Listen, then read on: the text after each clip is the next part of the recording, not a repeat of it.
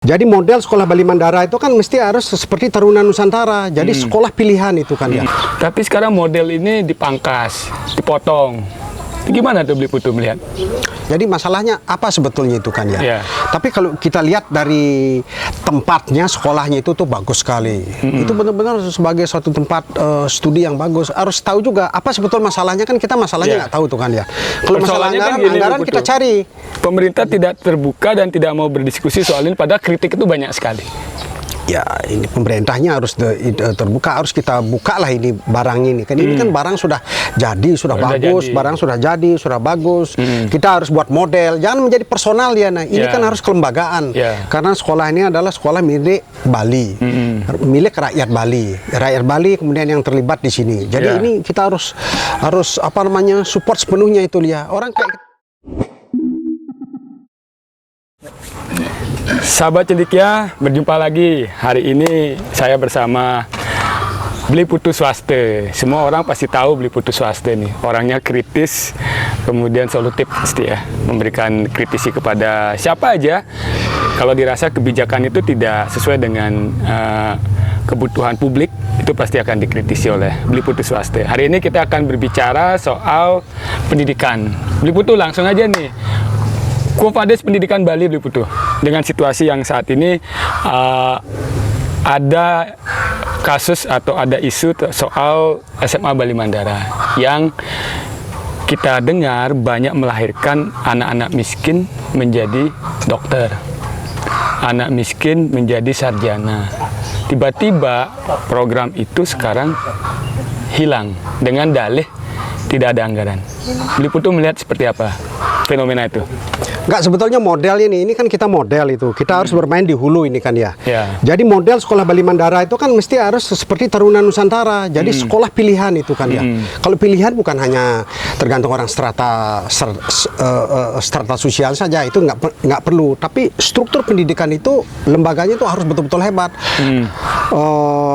Sekolahnya bagus, pengajarnya bagus, perpustakaannya bagus gitu loh. Sehingga dia akan menjadi oase untuk semua orang yang mempunyai apa namanya, kepentingan untuk maju gitu kan ya. Ini nggak boleh dihambat itu, karena kita harus mempunyai model sekolah yang bagus yang ada di Bali, sehingga ini akan bisa masuk ke dalam tempat-tempat yang lain yang berkualitas. Misalnya nanti kalau tamat dia dari sekolah Bali Mandara, dia bisa masuk ke Udayana, bisa masuk ke ITS, ke UGM, ke ITB, ke UI, umumnya untuk yang ada di nasional itu kan ya. Ini model ini harus memang didukung sepenuhnya, bukan hanya oleh pemerintah saja, tapi juga oleh masyarakat, oleh tokoh masyarakat. Itu harus dijaga betul. Sehingga kalau model ini juga cukup berhasil, dia akan menularkan kepada tempat yang lain, bisa menjadi model untuk pembinaan sekolah-sekolah yang lain gitu loh kan ya. Jadi pemerintah daerah harus. Model ini kan sudah berhasil nih, Beli Putu. Melahirkan banyak anak-anak yang jadi dokter di UNUD misalnya, di TB, di UGM. Tapi sekarang model ini dipangkas, dipotong. Gimana tuh Beli Putu melihat? Ya sebetulnya ini kalau pemerintah mesti kita ajak bicara ya, apa sebetulnya masalahnya itu kan ya. Kalau masalah uang atau anggaran bisa diambil dari masyarakat. Gampang itu masalah kecil itu kan ya. Itu bisa diambil dari masyarakat. Jadi masalahnya apa sebetulnya itu kan ya. Tapi kalau kita lihat dari tempatnya, sekolahnya itu tuh bagus sekali. Itu benar-benar sebagai suatu tempat studi yang bagus. Ada asramanya, ada pengajar yang cukup bagus, sehingga murid-murid yang sudah tamat dari sana mendapat sekolah yang bagus. Ada orang jadi insinyur, jadi dokter dan lain sebagainya. Itu bisa menjadi model sekali. Ini harus kita support dengan semua cara yang ada itu. Beli Putu percaya bahwa itu karena anggaran? Karena kurang begitu ya, karena kurang begitu in touch ya. Mungkin saja, karena kita harus tahu juga apa sebetulnya masalahnya, kan kita masalahnya nggak tahu tuh kan ya. Kalau masalah anggaran kita cari. Pemerintah tidak terbuka dan tidak mau berdiskusi soal ini, padahal kritik itu banyak sekali. Ya, ini pemerintahnya harus terbuka, harus kita buka lah ini barang ini. Kan ini kan barang sudah jadi, sudah bagus, barang sudah jadi, sudah bagus. Kita harus buat model, jangan menjadi personal ya. Nah, ini kan harus kelembagaan. Karena sekolah ini adalah sekolah milik Bali, milik rakyat Bali. Rakyat Bali kemudian yang terlibat di sini. Jadi ini kita harus apa namanya, support sepenuhnya itu ya. Orang kayak kita nih saja, kalau ada kita mau sumbang, mau apa. Sebetulnya banyak ya masyarakat kalau diajak bicara. Kalau misalnya kemarin karena anggaran nggak ada, masyarakat bisa diundang dulu ngobrol bersama bagaimana melanjutkan model ini yang bagus ini. Kan gitu Bu Bli Putu. Betul. Kalau anggaran nggak ada tuh kan gampang tuh. Misal CSR yang dari BUMN yang ada di sini kan banyak tuh. Tapi CSR-nya jadi gedung semua tuh Bli Putu. Oh gitu tuh ya. Pokoknya CSR bisa lah ini kan ya. CSR bisa kita lakukan. Kemudian tokoh-tokoh orang investor kemudian yang dari Jakarta yang banyak punya investasi. Asal ada orang mau ngomongin aja apa masalahnya itu. Ini kan masalah Bali Mandara kan nggak seserem yang dibayangkan, kecil ini masalahnya ini kan ya. Kecil ya. Iya. Kalau mau bicara bisa selesai. Bisa selesai, gampang itu. Ya kan. Nah, SMA Bali Mandara ini Bli Putu bilang model. Seharusnya ini bisa diduplikasi di setiap kabupaten atau siapapun lembaga-lembaga pendidikan yang concern gitu ya. Bisa diduplikasi kan model ini? Seharusnya. Harus bisa diduplikasi. Kalau ini kan model sudah cukup bagus kan. Seperti Sekolah Nusantara itu kan yang dari Magelang itu kan diduplikasi di Sumatera Utara juga sudah ada, di Bekasi juga sudah ada, di Jawa Timur juga sudah ada. Jadi bisa diduplikasi. Modelnya itu luar biasa bagus sekali. Semangat NKRI-nya kuat, Bhinneka Tunggal Ika-nya kuat gitunya kan ya. Jadi orang ke-Indonesianya kuat itulah. Itu basisnya itu, disiplinnya tinggi. Jadi orang-orang yang Sontoloyo yang sebelum masuk sana keluarnya pasti disiplin, pasti bagus, hormat dengan orang tua. Terus kulturnya bagus, tata keramanya bagus, intelektualnya gitu tinggi. Intelektualnya tinggi karena memang model pengajarannya cukup luar biasa itu kan. Dia kan orang yang miskin, tidak punya pengetahuan, sekarang keluarnya malah bagus banget gitu kan. Ini berlian lahir di situ sebetulnya. Tetapi tidak diteruskan oleh pemerintah. Harus kita teruskan. Pemerintah kan bisa berganti setiap saat kan ya, tapi modal ini tetap jalan. Pemerintah kan tiap 5 tahun berganti, pejabatnya berganti. Ya, pejabat memang seumur hidup, pejabat enggak juga, pejabatnya diganti. Kan pemerintah sekarang 5 tahun atau 10 tahun lah, 2 kali periode, ini hilang nanti kan. Bahaya kan? Bahaya itu. Dilanjutkan aja. Jadi kita harus terbuka. Jadi orang berpolitik itu harus transparan, terbuka, akuntabel gitu kan ya. Bisa dipercaya dan lain sebagainya. Kalau yang bagus kita pakai itu kan ya.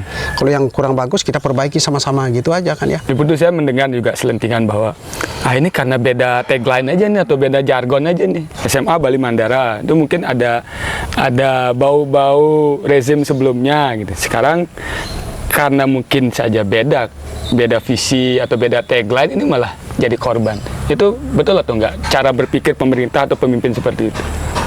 Ya kita kurang tahu apakah itu alasan itu kan. Tapi kalau memang cara berpikir seperti itu kan sudah jelas mundur itu kan ya, mundur aja kan ya. Tapi yang jelas bahwa Sekolah Bali Mandara itu adalah sekolah bagus yang bisa kita perbaiki bersama-sama gitu aja kan. Itu hebat sekolahnya kan ya. Betul. Sekolahnya hebat, outputnya juga sudah hebat, bisa menjadi model di tiap-tiap kabupaten.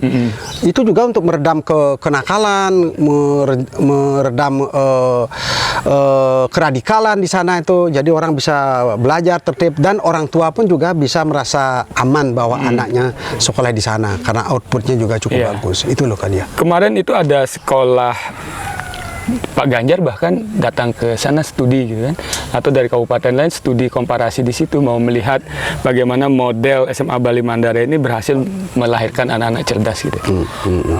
Sekarang dilemanya kita ini memotong nih. Jadi bahan ketawaan juga nih Bli Putu. Iya.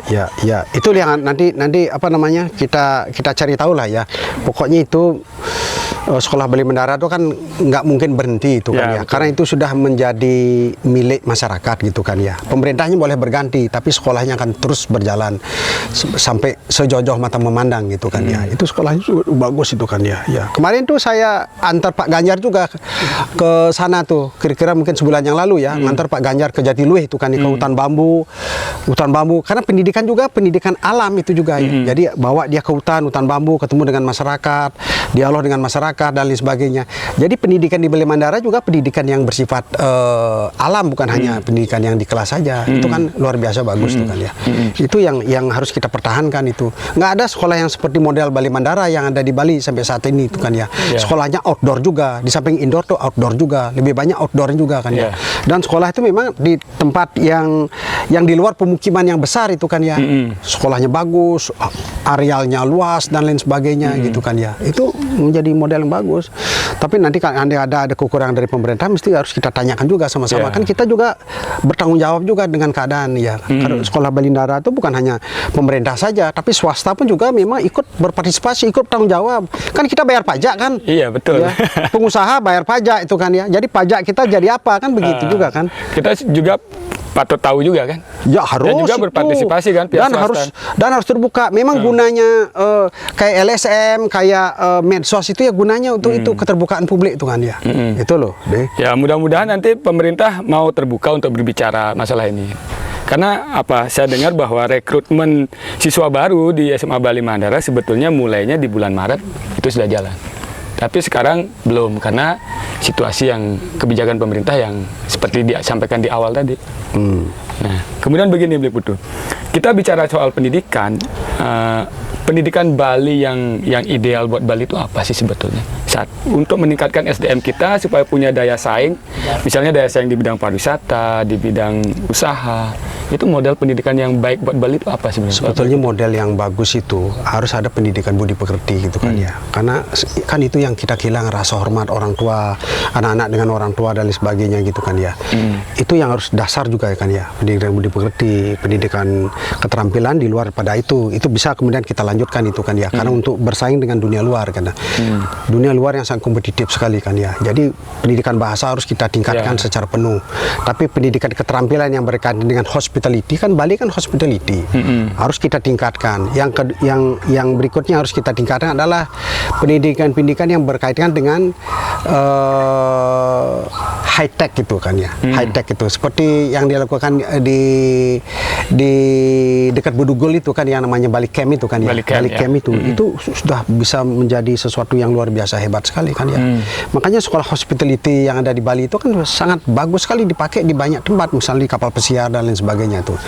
Adalah sekolah hospitality, sekolah services itu kan ya. Itu Bali bisa menjadi model karena kulturnya mendukung.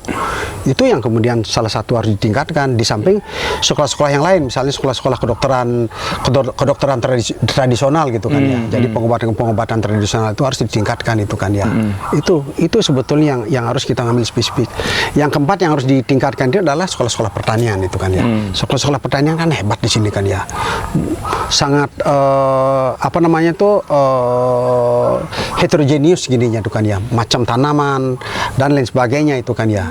Itu harus misalnya seperti orang nanam porang, kapulaga, tebu, kemudian macam-macam pisang ada di sini dan lain sebagainya. Dan itu akan langsung dipakai oleh industri pariwisata itu kan ya. Ini yang harus tata kelolanya harus benar-benar diurus itu kan ya. Pemerintah harus membantu mengurus itu. Misalnya di Bengkala itu, di Singaraja itu biasanya kalau musim panen mangga maupun panen rambutan maupun panen durian itu melimpah. Ini harus ada penyangganya. Artinya harus ada pabrik di sana yang dipakai untuk ini biar harganya nggak jatuh. Biar petani itu tidak rugi dia. Kadang-kadang kan dia biarkan busuk di pohon itu karena ongkos memetiknya lebih mahal daripada harga per kilonya kan. Harga jualnya itu yang harus jadi penyangga dan kita memang harus fokus di sana juga gitu loh. Itu bagian pendidikan keterampilan yang praktis gitu. Bli Putu dari sisi anggaran nih, pemerintah sudah pro nggak dengan kebijakan anggaran di Bali dari sisi besaran persentase yang ada di APBD? Bli Putu gimana? Mungkin kalau anggaran yang sekarang mungkin kurang ya tuh karena memang inputnya ini kurang ya. Tapi memang untuk anggaran tentang pendidikan dan pertanian itu harus ditingkatkan itu kan. Idealnya berapa Bli Putu? Kalau dari undang-undang 20% dari APBD, APBN? Ya, kalau dari PBD kan memang tergantung daripada kemampuan daerah itu. Paling tidak ringnya jangan jauh berbeda dari itu juga kan ya. Kan harus mengikuti APBN itu kan ya. APBN 20% ya atau 15%, ringnya harus ada di sana. Jadi dipatok. Jadi jangan turun dari arena itu, dari persentasenya itu gitu kan ya. Kawan-kawan di DPR harus paham juga ini. Kan sering kawan-kawan kita nggak paham itu masalahnya kan ya. Jadi ini mesti paham. Dan kita lah yang sering mendiskusikan ini kan, tugas kita kan mendiskusikan itu loh.